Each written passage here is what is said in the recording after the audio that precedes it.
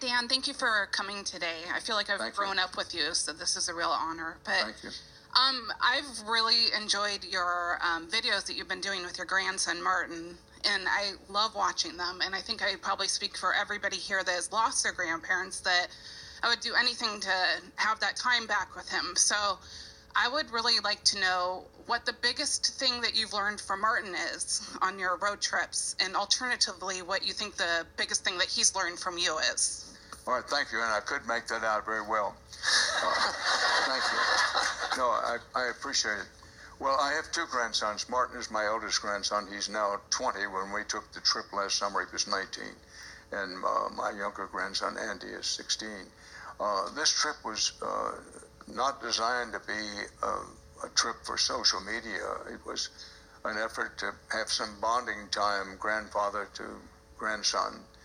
And, we drove, the idea was to drive right up the kind of heartwood of the country. We drove from Dallas up through Oklahoma, Kansas, Nebraska, and into South Dakota, because he had never seen Mount Rushmore.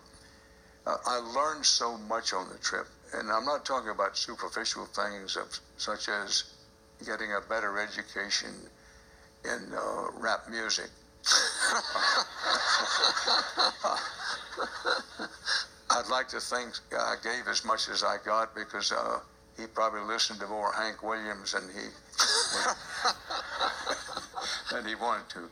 One of the big things, what I learned is, first of all,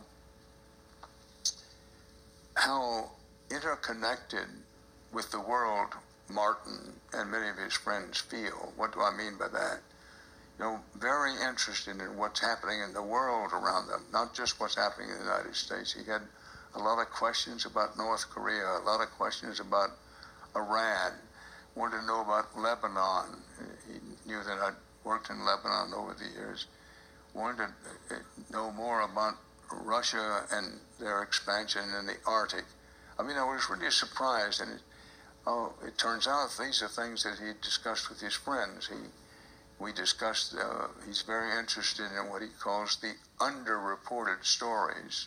What I learned was, he said, look, I'm interested in what's happening to Donald Trump, but there's all Trump all the time in the news, particularly cable television, that said I and my friends are aware that there are a lot of other stories going on, so I learned that.